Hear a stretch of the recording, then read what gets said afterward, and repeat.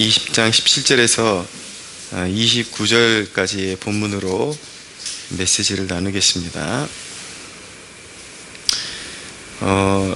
신앙생활 하다 보면 어떤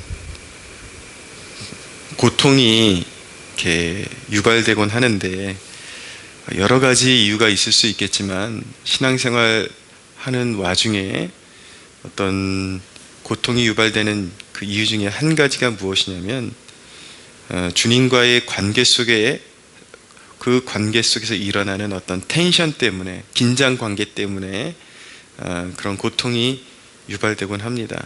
쉽게 말씀드리면 주님과 내가 뜻이 맞지를 않는 거예요. 가고자 하는 길이 서로 다르기 때문에 주님은 절대자이시고 우리는 그 길을 따라야 되는데, 우리는 양 같아서, 어리석은 양 같아서 자기 길로 가려고 하기 때문에 의견이 맞지를 않는 거예요. 그것이 이제 삶 속에서 어떤 긴장관계나 긴장이나 고통의 모습으로 나타나기 때문에, 그것이 어떤 이제 말할 수 없는 그런 고통, 연단의 모습으로 나타나는 것이죠. 오늘 본문에 보니까 주님께서 제자들과 함께 예루살렘으로 올라가시는데, 예루살렘으로 올라가는 그 목적이 주님과 제자들이 서로 달라요. 주님은 그 가는 길목에서 이제 십자가를 지셔야 할 것을 또 한번 말씀하십니다. 주님은 십자가를 이야기하시는데, 이제 오늘 20절 이하에 보면 세베대의 아들의 어머니가 그의 아들들을 데리고 예수께 와서 절하여 무엇을 구했다라고 말씀하고 있는데, 이 세베대의 아들들은 바로 야고보와 요한을 의미하는 것입니다. 야고보와 요한의 어머니가 예수님께 나와가지고 이제 예수님께서 예루살렘에 입성하신다니까, 예루살렘이라는 것은 유대 종교의 어떤 메카, 어떤 중심지 역할, 상징성이 있는 것이잖아요. 근데 이제 그곳에 올라가서 무언가 주님께서 이제 큰 혁명을 일으키시고 하면, 자기 아들들을 하나는 주의 우편에, 하나는 주의 좌편에 앉게 해주셔서, 그러니까 높은 자리, 그러니까 어떤 소위 자식들 잘 나가는 그런 것에 관심이 있었던 것입니다. 이제 이 야고보와 요한도 자기 어머니가 그렇게 앞장서 가지고 주님 앞에 청탁을 하니까 또 그게 좋은 건 줄 알고 같이 이제 우리 한 자리씩 주십시오, 그렇게 나아갔던 것이죠. 그러니까 서로 가고자 하는 길이 달라요. 길목은 같은 곳에 선상에 있는데, 예루살렘을 바라보고 있는데 가는 목적이 달라요. 예수님은 십자가를 지러 가시는데, 제자들은 거기서 이제 한 자리 해먹고 소위 잘 나가고, 이런 것에 이제 인생의 목적이 있었기 때문에 그 긴장 관계로 인해서 틀어지게 되는 것이죠. 근데 주님은 그런 제자들의 오해를 바로잡아 주십니다. 이제 야고보와 요한이 그런 식으로 나오니까 나머지 제자들이 막 질투하고 막 이제 분을 내는 거예요. 이제 시기를 하는 거죠. 자기들도 이제 같이 높아지고 싶은데 둘이 앞장서 가지고, 그러니까 막 이제 열이 받은 것입니다. 그랬더니 예수님께서 바로잡아 주시는데, 무엇이라고 말씀하시는가? 26절 이하에 보면, 너희 중에는 누구든지 크고자 하는 자는 너희를 섬기는 자가 되고, 너희 중에 누구든지 으뜸이 되고자 하는 자는 너희의 종이 되어야 하리라. 인자가 온 것은 섬김을 받으려 함이 아니라 도리어 섬기려 하고 자기 목숨을 많은 사람의 대속물로 주려 함이라. 섬기고 희생하는 것, 신앙을 배워감에 있어서 사람들이 가끔씩 오해에 빠지곤 하는데, 사람들의 종이 되고 사람들을 섬기고 희생하는 이 태도에 대해서 그저 사람들에게 외관적으로 굽신굽신거리고 소위 샤이한 그런 모습으로 살아가는 것을 종이 되고 섬기는 것으로 알고 있는데, 그런 태도와는 좀 다른 것입니다. 물론 그리스도인은 전반적으로 친절해야 되죠. 그것은 맞지만 그저 그냥 어떤 외관적으로 굽신굽신거리고 그런 모습을 이야기하는 것이 아니라 인생의 총체적인 목적, 그리고 사람들을 대할 때에 그 관계 속에서 그런 총체적인 어떤 목적의식을 갖는 것을 의미하는 것입니다. 그래서 그 목적을 가지고 행동하고 이제 관계를 형성해 가는 것, 그것을 말하는 것이죠. 그래서 예수님은 자신이 오신 목적이 그런 어떤 권력을 쥐기 위해서 오신 것이 아니라 섬기려 하고, 심지어는 자기 목숨을 많은 사람의 대속물로 주려고 오셨다라고 말씀하면서 그 길을 너희도 걸어가야 한다라고 그렇게 말씀하셨던 것입니다. 근데 그것이 잘 깨달아지지를 않아요. 예수 믿고도 한창 동안 그것이 깨달아지지를 않아요. 그것이 수년이 걸릴 수도 있고 십수년이 걸릴 수도 있습니다. 근데 은혜로운 대목이 있는데 23절에 보니까 어떤 내용이 나오냐면 22절 23절에 보면은 너희가, 그러니까 야고보와 요한에게 말씀하는 거예요. 내가 마시려는 잔을 너희가 마실 수 있느냐? 그랬더니 제자들이 대답해요. 그들이 말하되 할 수 있나이다. 근데 예수님께서 말씀하시는 잔이 무엇인지 잘 이해를 못한 것 같아요. 서로 다른 잔을 이야기하는 것 같아요. 예수님께서 말씀하시니까 덥석 받아 마실 수 있습니다. 그랬더니 예수님께서 하시는 말씀이 뭐냐면 이르시되 너희가 과연 내 잔을 마시게 될 것이다 라고 말씀하세요. 너희가 과연 내 잔을 마시게 될 것이다. 그러니까 여기서도 서로 온도 차이가 나는 거예요. 제자들이 할 수 있습니다. 우리가 그 잔을 마시겠습니다 라고 했을 때에 제자들은 또 다른 걸 생각하고 있었을 것입니다. 주님과 함께 누릴 수 있는 그런 어떤 영광, 그리고 그 영광을 위해서 혹시라도 받아야 될 수모가 있다면 받을 수 있습니다 라고 말했겠죠. 그러나 예수님께서 말씀하신 것은 말 그대로 십자가의 삶을 말씀하고 계셨던 것입니다. 이제 이후에 제자들 모두가 예수님이 십자가를 지셨던 것처럼 진정 십자가를 져야 하는 그 잔을 마셔야 할 것이다 라고 그렇게 말씀하셨던 것이죠. 근데 제자들은 그때까지만 해도 그것이 무엇인지를 잘 이해를 못하고 대답을 했는데 참 감사한 것은 무엇이냐면 정말 이후에 제자들은 예수님의 십자가 사건을 체험하게 되고 그리고 부활을 목격하게 되고 또 오순절의 성령을 체험하게 되면서 주님이 말씀하신 잔을 받게 되었습니다. 요한의 형제 야고보는 제자들 가운데 첫 번째 순교자가 되죠.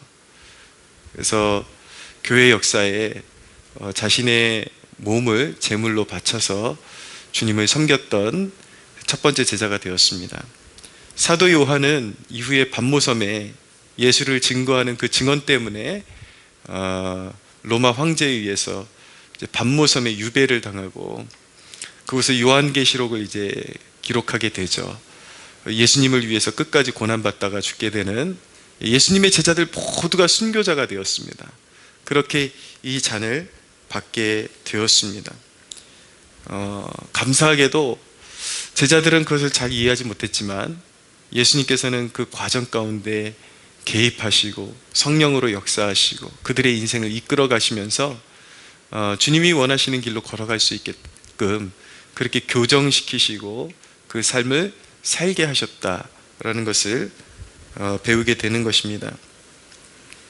제가 처음 개척을 시작했을 때 포부가 떠오릅니다. 누구 못지않게 멋진 목회를 이루겠다라는 꿈이 있었겠죠.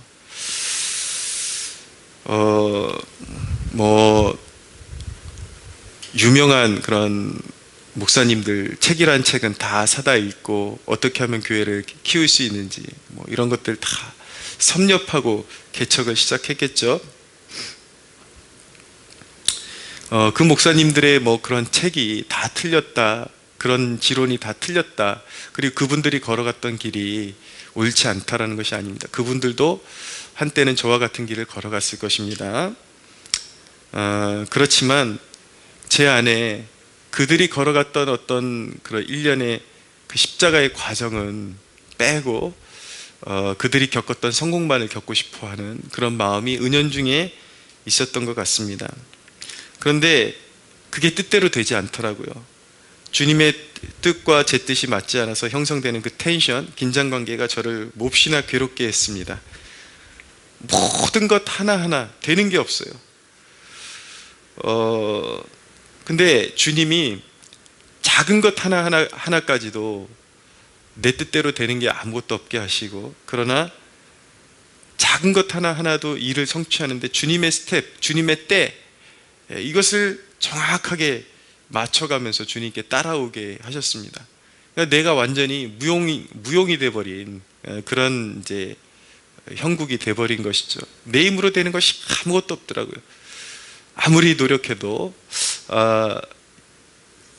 이런 이야기가 인간의 노력 자체가 아예 쓸모없다라는 그런 이제 극단적인 상황까지 가서는 안 되겠지만, 어쨌든 제가 노력하고 수고했던 그 모든 것들이 다 지푸라기와 같고 하나도 내 뜻대로 되는 것이 없었습니다. 그래서 그 과정에서 배운 것이 무엇이냐면, 정말 인간의 힘을 다해서, 안간힘을 다해서 무언가 하나 세워놓으면 와르르 무너지고 와르르 무너지지만, 이제 끝났나 싶으면 무언가 내가 의도하지 않았던 열매가 맺혀져요. 하나하나씩. 근데 거저되는 게 없더라고요. 정말 한없는 눈물과 그런 인내와 고통의 과정을 통해서 하나를 맺혀지고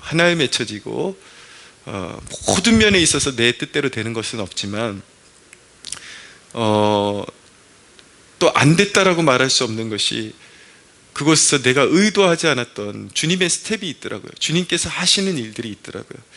그래서 그 과정 속에서 대형교회에서 이제 교육전도사, 전임전도사로 이렇게 활동하면서 몸에 익었던 그 모든 찌든 때들, 그런 것들을 이제 거품들을 다 빼내시고 이제 다듬으시는 그런 과정을 겪게 된 것입니다. 그래서 철저히 말씀과 기도의 그 본질에만 집중하면서 이제 주님의 스텝에 발맞춰가는 그런 이제 모습으로 이제 바뀌어간 것이죠. 근데 혈기왕성한 제 후배 목사가 저의 그런 모습을 보면서 늘 타박을 하는 친구가 있었습니다. 형님은 너무 답답하다. 왜 그러고 있느냐.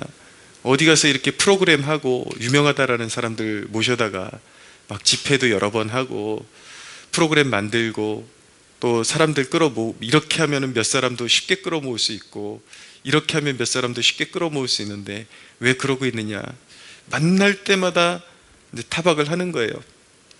근데 제가 그 친구가 말했던 그런 프로그램들을 모르는 것도 아니고 안 해본 사람도 아니거든요. 대형교회에 있을 때에 그 넘쳐나는 자원들 활용해가지고 사람들 초청하면 그냥 부속실 하나는 그냥 꽉 채우고, 사람 채우는 거 안 해본 것이 아닙니다. 근데 개척은 너무 다르더라고요.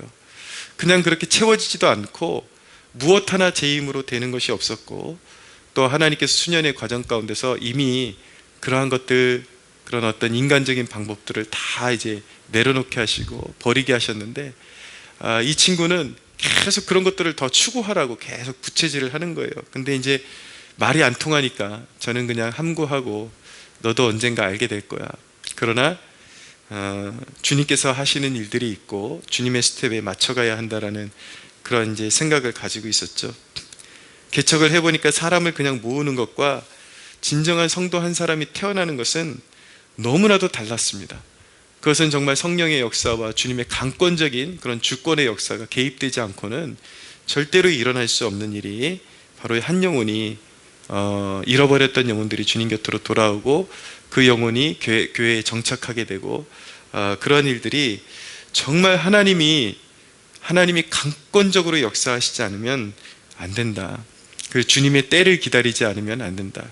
그래서 끊임없이 프로그램을 다 포기하고 예배에 목숨 걸고 예배의 본질을 추구하면서 말씀과 기도에 전력할 수밖에 없는 그런 상황이 되었던 것입니다. 그것이 저에게 주님이 가르쳐 주신 방법이었어요. 그런데 그렇게 저에 대해서 답답하다, 그렇게 왜 이런 거 안 하냐, 왜 이런 유명한 사람들 모셔다가 한번 하면 좋을 텐데 안 하냐, 그랬던 이 친구에게 요즘 하나님의 손길이 임했습니다.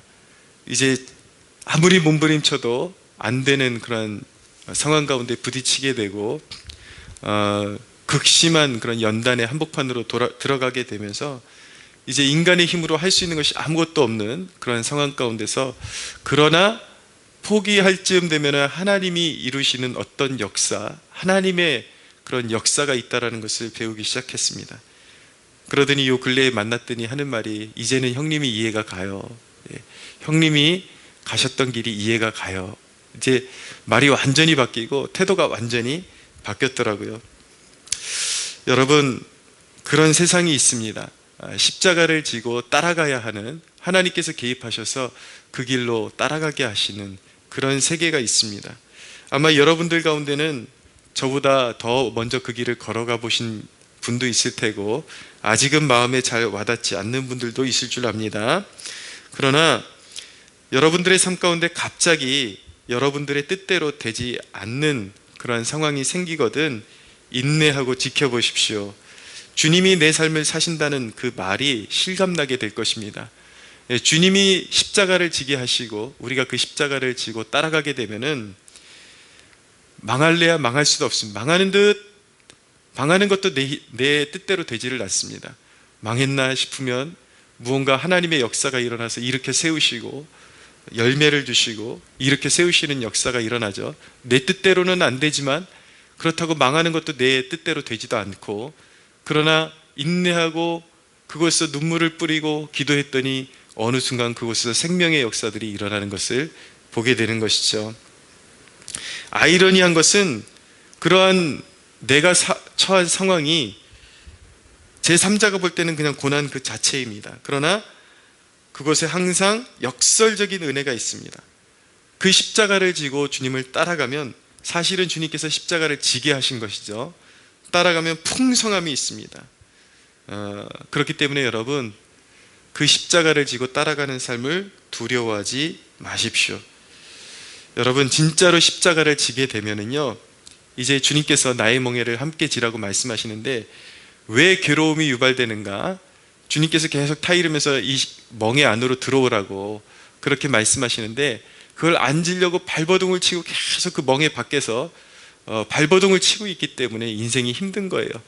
그러나 그 멍에 속으로 쏙 들어오면 그 멍에와 그 등의 규격이 딱 맞아 떨어지게 되면 비로소 주님과 같은 쪽을 바라보고 같은 발걸음을, 같은 스텝을 이제는 발맞추어 나가게 되면, 그때는 세상에서 경험하지 못하는 하늘의 평화, 진정한 기쁨이 그때부터 시작되게 됩니다. 역설적이게도 십자가를 졌는데 진정한 기쁨이 와요. 평안이 와요. 그리고 형통이라는 것을 경험하게 됩니다. 고난 중에 임하는 형통, 고난 중에 망했나 싶으면 일어서는 그 어떤 성령의 역사, 그리고 모든 것이 끝났나 싶으면 열리는 생명의 열매들이 있습니다. 여러분들 모두가 그런 역사들을 체험하는 축복이 있기를 소원합니다. 십자가 지고 가는 삶 두려워하지 마십시오. 그 길은 결코 무의미한 고통의 삶이 아닙니다. 진정한 하늘의 만족이 있고 기쁨이 있고 주님과 함께 걸어가는 영광스러운 삶이라는 것을 꼭 기억하시고, 십자가 주님께서 오라 하실 때 거부하지 말고 같은 쪽을 바라보면서 주님과 발맞추어 걸어갈 수 있는 여러분들 되시기를 예수님의 이름으로 축복합니다.